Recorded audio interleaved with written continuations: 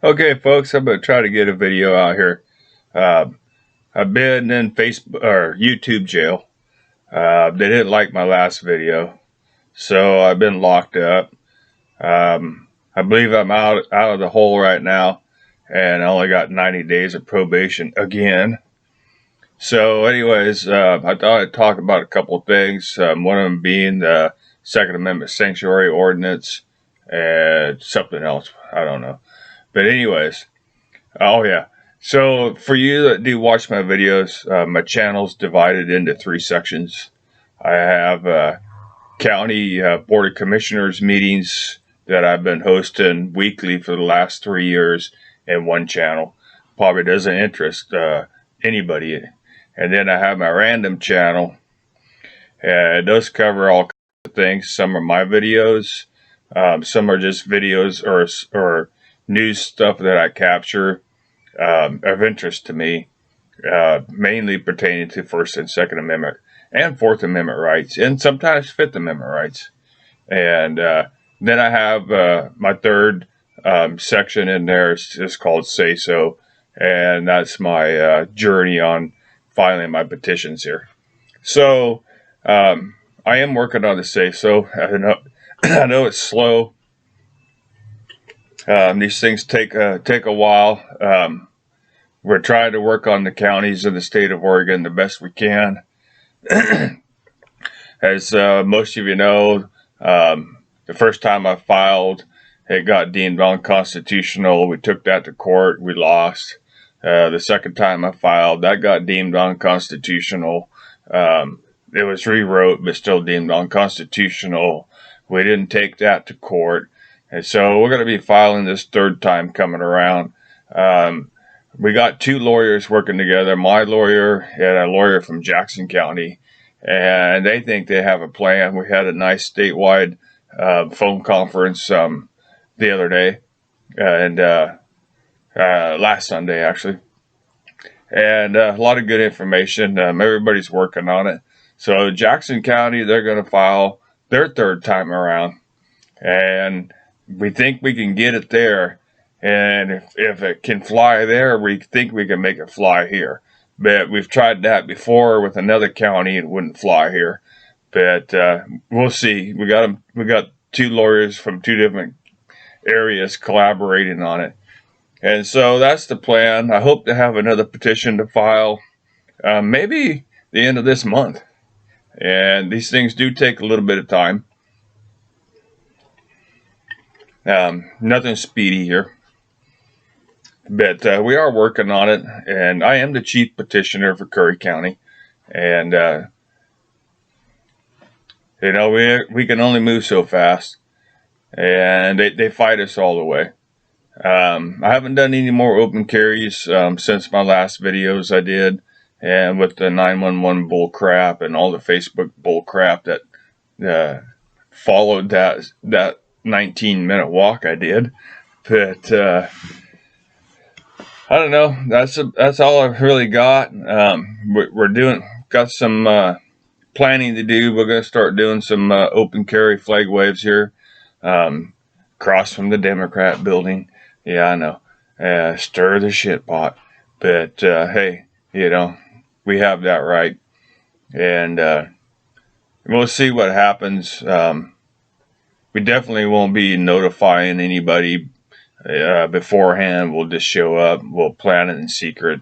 I have too many spies on me, especially in my Facebook.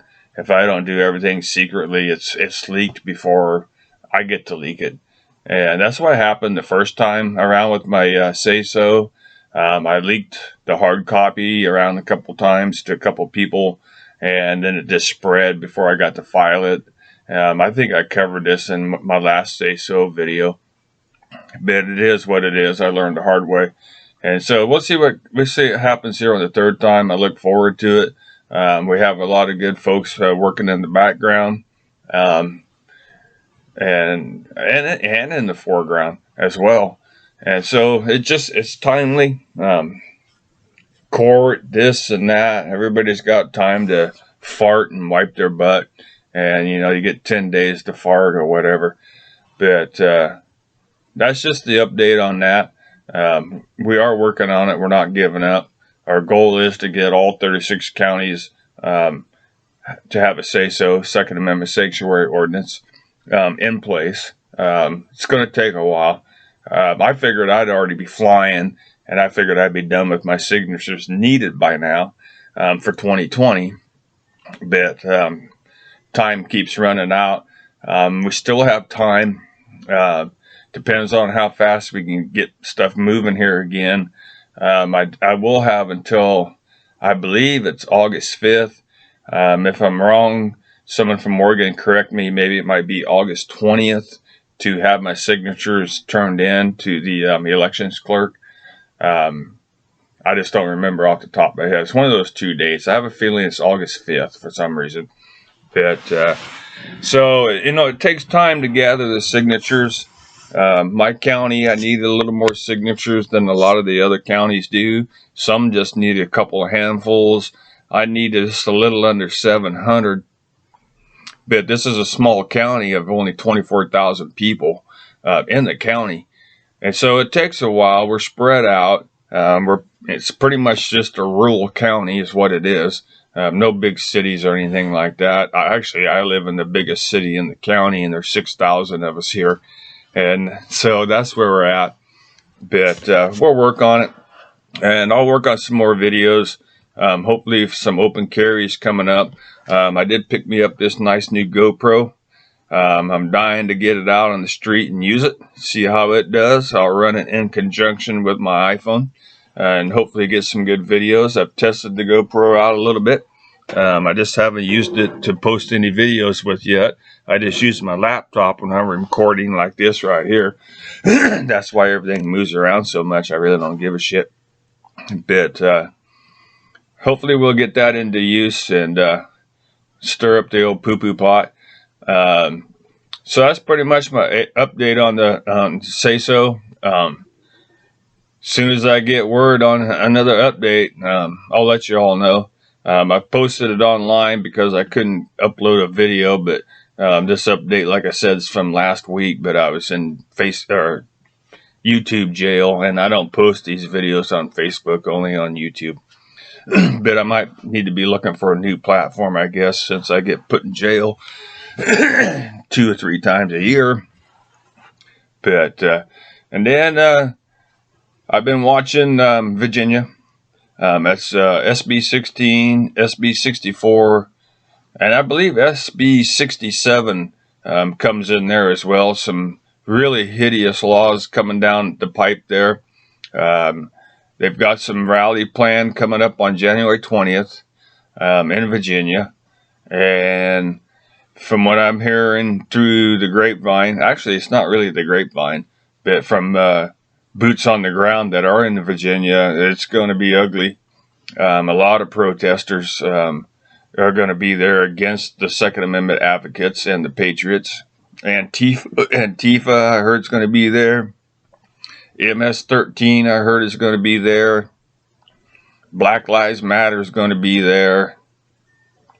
Those are the 3 I can recall off the top of my head, and this comes from a reliable source. And so, the governor, everybody sees the headlines. The governor's all for snatching everybody's guns. He doesn't want anybody to even have an old-fashioned clothesline pea shooter, rubber band gun. But been keeping an eye on that, and I've been keeping an eye on Florida as well. They just had a really good 2A rally Saturday, which was yesterday. It went pretty good. I do a lot of advocating, spend a lot of time with the Florida groups and following what's going on in Florida. And the rally yesterday was in Palm Beach. They were only 2 miles from Trump, but everything went well.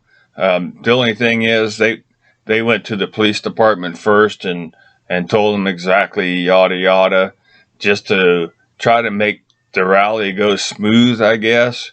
I can understand that, but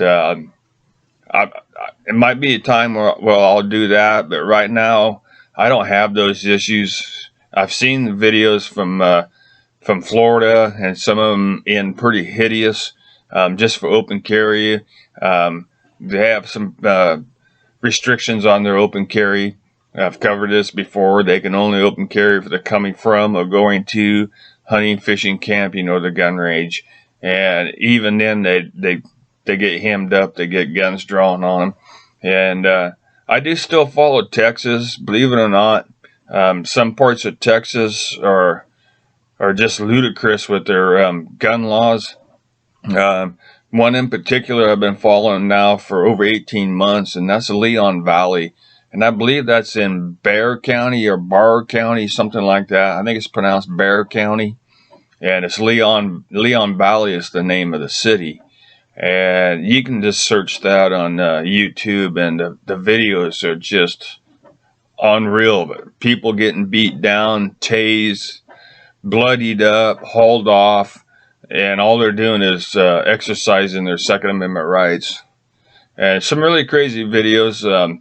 There was a lot of people in Leon Valley. They corralled them all up, arrested them all, took all their cell phones, their cameras, their guns, took everything, stripped them all, charged them with frivolous, stupid charges, and just hemmed them all up. And slowly right now, after like 18 months, they're just slowly, those guys are starting to get into court, and they're just getting dismissed. But it's 18 months. They tied up their life and arrested them and charged them, and just crazy. I see some more stuff been going on in Leon Valley here in this last 2 weeks, 3 weeks now maybe. And they are recalling some commissioners and whatnot. And it's just the crookedest city I've ever seen in my life. And the mayor, the city manager, the police chief, all the crookedest tyrants I've ever seen in my life. Check them out on YouTube. Just search Leon Valley, common spelling, Leon Valley, and you'll be shocked of what's going to come up. And there is no-knock raids involved after all that. It's just crazy, taking their computers or laptops, and they didn't do anything but open carried legally. And I really feel lucky here, because one of the reasons I don't do a lot of videos, I take videos, but nothing ever happens. Or I don't know about it until after the fact, like this last open carry I did. I didn't know the 911 was called until after I got home. And, so it makes me wonder, how many more have been called on me, but I've never had cops intervene or talk to me during or after the fact of any open carry I've done. But now I'm thinking about just for you requesting 911 calls every time I open carry, just to see what people are saying. Hell, it only cost me $30 to get the audio on a DVD for all the 911 calls that I want, for one open carry. This last one was only one call, but now I wonder how many times have people called on me and what was actually said. It's really interesting to hear what people actually say on the phone. I posted mine up. It's in my random folder there. That they were kind of desperate to, charge me with anything from inside the Democrat building, loitering and everything else. And I'm lucky, I have dispatchers that know the law, and you can hear them on the 911 call I spun up. It's in my random folder. I never heard anything, from nobody. But they sure talk shit about me, and they lied about me on Facebook before I could even post the video. And the Facebook posts were really funny, man. They had the cops there running me off and all kinds of wild crap they were saying on Facebook, and I kind of egged them on, and they didn't know who was out there. And I just egged them on. It's like, oh my God, the cops and everything. They're like, yes, it was so scary. We had a guy with a gun out here in front. And then I just busted them out. I busted them out and called them all liars and posted the link to the video of my open carry walk. From the time I left my house till the time I left the Democrat building, it was never turned off. And it was only a 19-minute walk. but it's what they say about you when they call 911. It's really interesting. I encourage, especially 2A auditors or open carry people, just if you can afford it, get the 911 calls and listen to what people say. I know my buddy, the old solo yacker, he had one, and he did in Florida, and that was the time they spread eagled him down on the ground and made him fucking cram the barrel of his AR platform into the cement and whatnot. And he got the 911 call from that, and it wasn't quite as bad as mine, but just to listen to what they say, because they start getting desperate because they want cops to come. They want someone with a gun to come bully a person that they can't bully, and that's exactly what they want. And it's interesting. If you can afford it, get it. Like I said, my last open carry, it only cost me $30 to give me what they would. They wouldn't give me body cam footage without a court subpoena, and I didn't really need it, so I didn't bother. But I could do that. I think I could probably challenge them on that, because the call was made on me, and I don't know why I would need a court subpoena to get the body cam footage. I just wanted to get the body cam footage of the cop that showed up at the Democrat building to hear what they said. But like I said, zero contact. I wish I had more stuff to video. I don't. I have to create something to video it, because nothing happens here, and no one cares about open carry except for the snowflakes, and the cops don't care. It's not like you see on the other YouTube videos, cops coming, SWAT team coming, long guns pulled, because a guy walking down the street with this, with a sidearm on, where it's perfectly legal, and they create a crime out of a constitutionally protected right. I don't get that here, and I've said that many times, but I just don't get it. But I am fighting for the SASO. That's because our governor is a pile of crap, and she's really anti-gun, and she's trying to take our guns as well. We have a bunch of new stuff coming down. I believe the short session starts tomorrow, I believe. And there's a handful, if not more, of new gun bills coming down, gun regulations coming down the pipe. And so that's the reason we're trying to get SASOs in the counties, and which will take these matters to the vote of the people. We do have the SAPO in place, which is Second Amendment Preservation Ordinance, but that was voted in by a panel of 3 Board of Commissioners, and the next panel can vote that out. It only takes 2 to 1 vote, and it can be gone. You get 2 Democrat Board of Commissioners in there, even though it's supposed to be a nonpartisan position. You can still see the separation in the meetings. And that's the main reason we take it to the vote of the people. It'll take the vote of the people to undo it, and then it'll put the onus on the law enforcement, and the penalties on the law enforcement for enforcing unconstitutional laws of the state of Oregon will impose upon us, just like Virginia's doing. And these SASO counties will put the onus on the law enforcement, and it'll fine them. And the petition I'm filing, the fines start out. We set the fine amount. It starts out at $2,500, for violating our gun rights. And so if they come knock on the door and try to take our 30-round mags, it's a $2,500 fine. And so I think that's the main reason they're fighting me so hard on that. I know a lot of it's coming from the law enforcement here, especially probably from the county level, because it puts the onus on them. But I always looked at it this way too when we started this. It's like, well, if there's an ordinance or a law in place and I break it, well, I get fined. So it should work the same way. If there's something in place, that for law enforcement to penalize them, You know, strip their immunity, their qualified immunity, and you know, and they have to pay out of their pocket. And so I don't know. I think it's a good thing. But anyways, I'm on to 20 minutes. I'm gonna see if I can get this on YouTube. I should be able to upload. I should be out of jail, and that's about all the update I have for today. I'm out of jail. Woohoo!